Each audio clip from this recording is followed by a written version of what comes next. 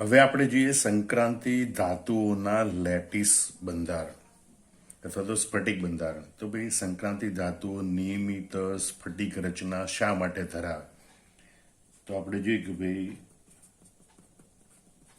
સંક્રાંતિ ધાતુ તત્વોના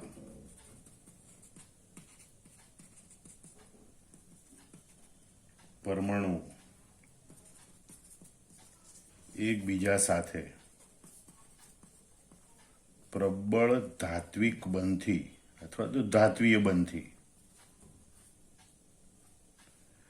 જોડાયેલા હોય છે અને તેથી પરમાણુઓ શક્ય એટલા નજીક ગોઠવાઈને વિશિષ્ટ સ્ફટિક લેટિસ રચનાઓ બનાવે છે. અહીંયા તમે જો ધાત્વિક બંધ પ્રબળ હોય, બરોબર, પ્રબળ ધાત્વિક બંધથી સંક્રાંતિ ધાતુ તત્વના પરમાણુ એકબીજા સાથે જોડાયેલા હોય અને તેથી મોટા ભાગના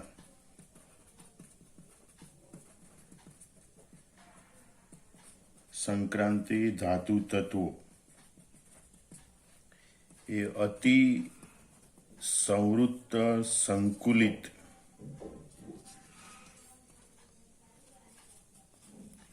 સ્ફટિક લેટિસ રચનાઓ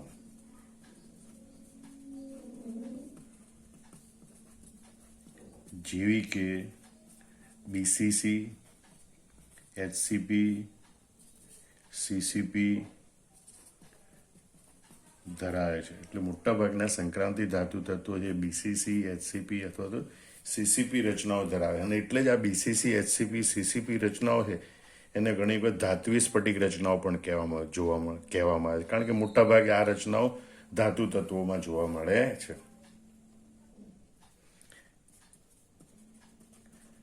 અપવાદરૂપ બાબત જોઈએ તો ઝિંક, કેડમિયમ, મર્ક્યુરી અને મેંગેનીઝ એ વિશિષ્ટ ધાતુ સ્ફટિક લેટિસ ધરાવે છે. એટલે કે હેક્ઝાગોનલ હોય, બરોબર, કે પછી ટેટ્રાગોનલ, મોનોક્લિનિક, ટ્રાયક્લિનિક એ પ્રકારની જ આપણે બીજી જે સ્ફટિક રચનાઓ ભણ્યા એ પ્રકારની સ્ફટિક રચનાઓ એ ધરાવી શકે છે.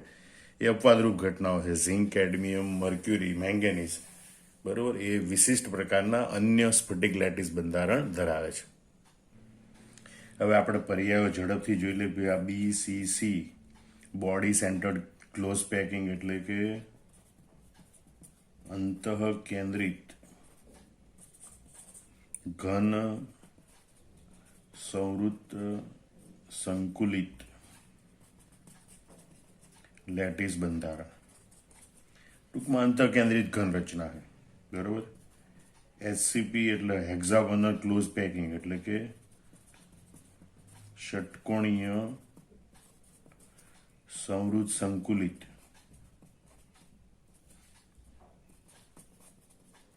લેટિસ બંધારણ અને સીસીપી એટલે ક્યુબિક ક્લોઝ પેકિંગ એટલે કે સમઘનીય સંવૃત્ત સંકુલિત લેટિસ બંધારણ, બરોબર. આ બધાની રચનાઓ આપણે પ્રકરણ 1માં વિસ્તારપૂર્વક આપણે ભણી ગયા. બીસીસી રચનાઓ એમાં 8 સમઘનના 8 ખૂણા પર 8 પરમાણુ અને 1 પરમાણુ કેન્દ્રમાં. એચસીપીમાં હેક્ઝાગોનલ ષટકોણીય રચનાઓ અને સીસીપીમાં 8 ખૂણા ઉપર 8 પરમાણુ સમઘનમાં અને દરેક ફલકની મધ્યમાં 1 પરમાણુ હોય, બરોબર, જેને આપણે ઘણી વખત એફસીસી રચના તરીકે પણ ઓળખીએ. અને હેક્ઝાગોનલ ક્લોઝ પેકિંગ છે એમાં સમઘનીય એકમ કોષ હોતો નથી, હેક્ઝાગોનલ એકમ કોષ હોય. તો આ રચનાઓ હવે આપણે આ બધા જે પ્રથમ 3D, 4D અને 5D પ્રથમ, દ્વિતીય અને તૃતીય સંક્રાંતિ શ્રેણીના તત્વો છે એ કયા કયા પ્રકારની સ્ફટિક રચનાઓ ધરાવે એ કોષ્ટક દ્વારા સમજીએ. હવે આપણે 3D શ્રેણી 1, 2, 3, 4, 5 લઈ, 4D શ્રેણી અને 5D શ્રેણીના તત્વો છે એના માટે આપણે સ્ફટિક બંધારણો યાદ રાખવાનો પ્રયત્ન કરીએ. તો 3D શ્રેણી છે આપણી પાસે સ્કેટી વેક્રોમેન, ફેકોનિકુજન,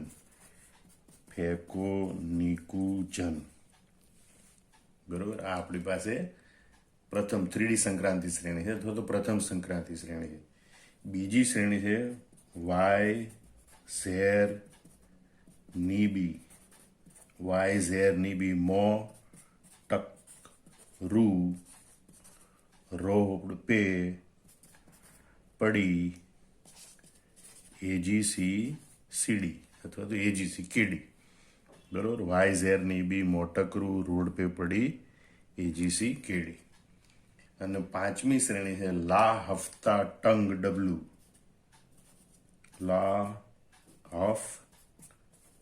ડબલ્યુ, રેઓસ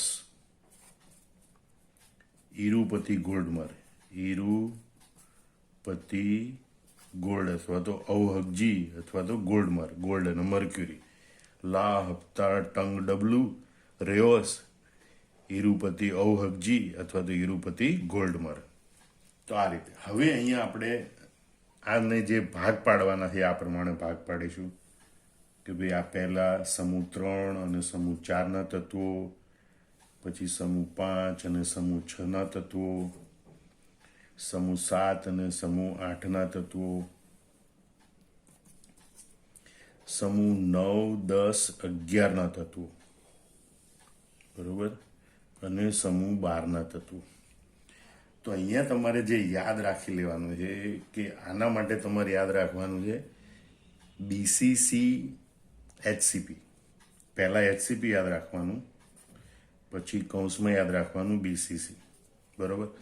પહેલા ભાગ માટે એચસીપી બીસીસી, બીજા માટે તમે યાદ રાખશો બીસીસી, ત્રીજા માટે ફરીથી યાદ રાખશો તમે એચસીપી, ચોથા માટે સીસીપી, અને અહીંયા ચોકડી અને એચસીપી, બરોબર. હવે ધ્યાન રાખજો, બરોબર. એચસીપી બીસીસી, એચસીપી સીસીપી, એચસીપી, એચસીપી બીસીસી, એચસીપી સીસીપી, બરોબર. હવે એનો મતલબ એવું થયું કે આ બધામાં તમારે પહેલા એચસીપી તો લખી નાખવાનું. એચસીપી. મુખ્યત્વે સામાન્ય તાપમાને આ બંધારણ જોવા મળે. વિશિષ્ટ તાપમાને એનું બંધારણ બદલાઈને બીસીસી પણ જોવા મળે. એટલે અહીંયા બંને ભેગું લખેલું છે.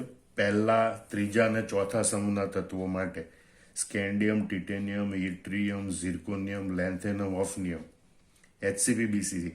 મતલબ કે બધામાં તમારે પહેલા એચસીપી લખ્યું, હવે બીસીસી. વિશિષ્ટ તાપમાને બીસીસી બંધારણ જોવા મળે, સામાન્ય તાપમાને એચસીપી બંધારણ જોવા મળે, બરોબર. હવે અહીંયા જે અપવાદરૂપ ઘટના તમારે યાદ રાખવાની, ખૂણો પકડી લેવાનો. તો આનો કયો ખૂણો? તો આ લેન્થેનમ વાળો ખૂણો. કેમ? તો કે અહીંયા સીસીપી એક વધારે લખવાનું, કારણ કે લેન્થેનમ છે એ અમુક તાપમાને એચસીપી, અમુક જુદા તાપમાને સીસીપી, અમુક જુદા તાપમાને બીસીસી બંધારણ પણ ધરાવે છે, બરોબર. એટલે એના 3 બંધારણ, બાકીના બધાના 2 બંધારણ શક્ય છે, 5ના. તો આ રીતે તમારે પહેલા 6 તત્વો યાદ રહી ગયા: સ્કેન્ડિયમ, ટિટેનિયમ, ઇટ્રિયમ, ઝિર્કોનિયમ, હોફનિયમ, લેન્થેનમ. આ 6 તત્વો માટે એચસીપી બીસીસી લખવાનું, ખાલી એક ખૂણો પકડી લેવાનો, એમાં અપવાદ સીસીપી, બરોબર. હવે તમારે આ બધા તત્વો માટે બીસીસી લખવાનું છે. 5મા અને 6ઠા સમૂહના તત્વો માટે શું લખવાનું છે? બીસીસી. એ સામાન્ય તાપમાને બીસીસી અંતઃકેન્દ્રિત સંકુલિત રચના દર્શાવે છે. બીસીસી અંતઃકેન્દ્રિત ઘન રચના દર્શાવે. હવે આમાં અપવાદ માટે ખૂણો પકડી લેવાનો, તો આ ખૂણો, બરોબર. એમાં બીસીસી ઉપરાંત સીસીપી રચના પણ જોવા મળે. બીસીસી ઉપરાંત સીસીપી. તો આનો અપવાદનો ખૂણો ખાલી એક જ છે, અપવાદ ક્રોમિયમ, બરોબર. આનો ખૂણો લેન્થેનમનો, આનો ખૂણો ક્રોમિયમનો. હવે વાત રહી એચસીપીની, બરોબર. તો અહીંયા અપવાદરૂપ ઘટના પહેલા જ આ ખૂણો પકડી લે. મેંગેનીઝ માટે ચોકડી પાડી દેવાની. એટલે કે એ સામાન્ય તાપમાને વિશિષ્ટ બંધારણ ધરાવે છે. બીસીસી, એચસીપી કે સીસીપી પૈકી કોઈ બંધારણ ધરાવતું નથી. બરોબર. તો એચસીપી કોના માટે? તો એચસીપી અને અહીંયા કૌંસમાં એચસીપી લખીશું, એટલે કે એ વિશિષ્ટ તાપમાને. તો બાકી વધ્યું અહીંયા સીસીપી. બરોબર. તો આ સીસીપી બંધારણ ધરાવે છે અને આ બીસીસી બંધારણ ધરાવે છે. જ્યારે મેંગેનીઝ છે અમુક ચોક્કસ તાપમાને બીસીસી અને સીસીપી બંધારણ ધરાવે. મેંગેનીઝ બીસીસી સીસીપી, આ બીસીસી એચસીપી. તો અહીંયા આ ઉપરના બંને તત્વો અપવાદરૂપ ઘટના છે. જો પહેલામાં લેન્થેનમ ખૂણો અપવાદરૂપ, બીજામાં ક્રોમિયમ ખૂણો અપવાદરૂપ, અહીંયા ઉપરના બંને ખૂણા અપવાદરૂપ. બરાબર. મેંગેનીઝમાં આમ તો સામાન્ય તાપમાને કોઈ જુદું જ વિશિષ્ટ બંધારણ હોય, પણ અમુક ચોક્કસ તાપમાને તે બીસીસી કે સીસીપી રચનાઓ પણ દર્શાવી શકે. આયરન છે સામાન્ય તાપમાને બીસીસી રચના દર્શાવે, વિશિષ્ટ તાપમાને તે એચસીપી રચના પણ દર્શાવે. જ્યારે ટેકનિશિયમ, રૂથેનિયમ, રેહેનિયમ અને ઓસ્મિયમ એ મોટા ભાગે એચસીપી હેક્ઝાગોનલ ક્લોઝ પેકિંગ રચના દર્શાવે છે. હવે 9, 10 અને 11 સમૂહ માટે સીસીપી યાદ રાખો. સીસીપી બરોબર. તો બધામાં સીસીપી લખી નાખો. સીસીપી સમઘનીય સંવૃત સંકુલિત રચના, ક્યુબિક ક્લોઝ પેકિંગ રચના.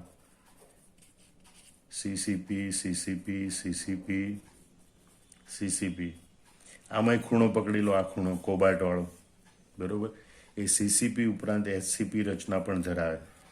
તો અહીંયા એક ખૂણો, અહીંયા એક ખૂણો, વચ્ચેમાં ઉપરના બંને ખૂણા અને આમાં ઉપરનો ખૂણો કોબાલ્ટ વાળો. સીસીપી ઉપરાંત એચસીપી રચના ધરાવે.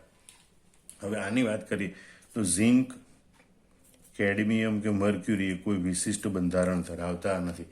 છતાં પણ ઝિંક અને કેડમિયમ છે અમુક ચોક્કસ રીતે ચોક્કસ તાપમાને એચસીપી પ્રકારની રચના દર્શાવે છે. બરોબર. એટલે તમારે પહેલા બે સમૂહમાં એચસીપી બીસીસી લખવાનું બધામાં, એટલે કે હેક્ઝાગોનલ ક્લોઝ પેકિંગ ઉપરાંત બીસીસી રચના. બરોબર. અંતઃકેન્દ્રિત ઘન પ્રકારની રચના પણ દર્શાવે. લેન્થેનમ છે એ ક્યુબિક ક્લોઝ પેકિંગ ત્રણેય પ્રકારની રચના દર્શાવી શકે. 5મા 6ઠ્ઠા સમૂહમાં મોટા ભાગે બધા અંતઃકેન્દ્રિત ઘન હોય છે. ખાલી ક્રોમિયમ એવું છે કે જે સમઘનીય સંવૃત સંકુલિત રચના પણ દર્શાવે, સીસી પણ દર્શાવે. એટલે 5મો 6ઠ્ઠો સમૂહ એ બીસીસી રચના માટેનો. બરોબર. 7મા 8મા સમૂહમાં આ છેલ્લા 4 તત્વો છે, ટેકનિશિયમ, રૂથેનિયમ, રેનિયમ, ઓસ્મિયમ, એ તો હેક્ઝાગોનલ ક્લોઝ પેકિંગ દર્શાવે. પણ મેંગેનીઝ માટે વિશિષ્ટ ખાસ યાદ રાખવાનું, સામાન્ય તાપમાને કોઈ જુદું જ વિશિષ્ટ બંધારણ દર્શાવી શકે છે. આ ઉપરાંત તે અમુક ચોક્કસ તાપમાને બીસીસી અને સીસીપી બંધારણ દર્શાવે. BCC CP. જ્યારે એફઈ છે એ બીસીસી એચસીપી દર્શાવે. એટલે આમ તો તમારે બીસીસી વાળો કોર્નર બનાવે તો આ રીતે બનાવે કે આટલો ભાગ ઉપરનો ભાગ, બરોબર, ઊંધો એલ ભાગ છે એટલો ભાગ બીસીસી વાળો, કારણ કે બધામાં બીસીસી આવે. આ ઉપરાંત અહીં સીસીપી એચસીપી આવે. ખ્યાલ આવી ગયો. હવે રહ્યો 9મો 10મો 11મો સમૂહ, એ આખો સીસીપી સમઘનીય સંવૃત સંકુલિત, બરોબર, ક્યુબિક ક્લોઝ પેકિંગ રચના દર્શાવે. એમાં અપવાદરૂપ કોબાલ્ટનો ખૂણો યાદ રાખવાનો. સીસીપી ઉપરાંત એચસીપી રચના પણ દર્શાવે. જ્યારે ઝિંક, કેડમિયમ, મર્ક્યુરી એ સામાન્ય રીતે કોઈ વિશિષ્ટ બંધારણ દર્શાવતા. એમાં મર્ક્યુરી એટલે પારદો પ્રવાહી સ્વરૂપે, ઘન સ્વરૂપે હોતો પણ નથી. એટલે એનું સામાન્ય તાપમાને કોઈ વિશિષ્ટ ઘન સ્ફટિક બંધારણ હોતું નથી. જ્યારે ઝિંક અને મર્ક્યુરી છે અમુક ચોક્કસ તાપમાને એચસીપી બંધારણ પણ દર્શાવી શકે. તો આના ઉપર આધારિત તમને કોઈ એમસીક્યુ પૂછે તો આ તમારે સમૂહો યાદ રાખી અને એના પ્રમાણે તમારા કોષ્ટક ઝડપથી મગજમાં ગોઠવી અને એના ઉપરથી તમારે એના સ્ફટિક બંધારણો યાદ રાખવાના. જય સ્વામિનારાયણ. સંક્રાંતિ ધાતુના સ્ફટિક બંધારણ યાદ રાખવાની બીજી એક ટ્રીક જોઈ લઈએ. આ ત્રીજો ચોથો સમૂહ છે એની ઉપર તમારે આવી રીતે ષટકોણ બનાવવાનો.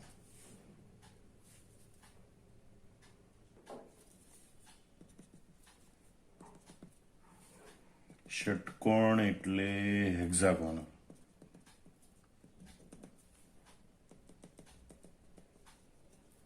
બરાબર. અને લખવાનું HCP, hexagonal close packing HCP, નીચે લખવાનું બીસીસી. એટલે બધામાં સામાન્ય તાપમાને એચસીપી રચના, ઊંચા તાપમાને બીસીસી રચના, ખાલી આ ખૂણાનો અપવાદ બતાવી દેવાનું સીસીપી, કારણ કે ત્રીજી રચના સીસી પણ ધરાવે. આ ઉપરાંત ષટકોણ તમારે અહીંયા બનાવી નાખવાનો કે 7મા 8મા સમૂહના આ તત્વો છે 4 તત્વો એ પણ એચસીપી રચના દર્શાવે છે, બરોબર. એટલે તમે લખી નાખો એચસીપી, એટલે ટેકનિશિયમ, રુથેનિયમ, રેનિયમ, ઓસ્મિયમ એ એચસીપી રચના દર્શાવે છે. હવે તમે જુઓ કે આ ઊંધો એલ તમારે બનાવો.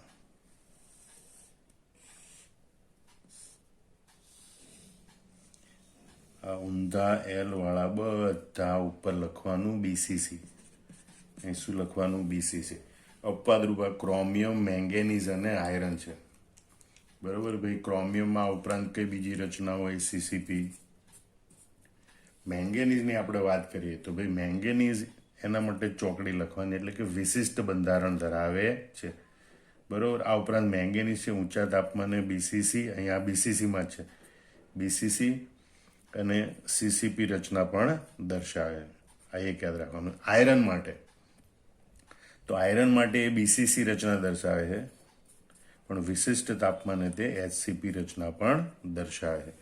તો આ બધા બીસીસી વાળા છે, BCC, BCC, BCC, BCC, BCC, બરોબર. પણ ક્રોમિયમમાં આ ઉપરાંત સીસીપી હોય.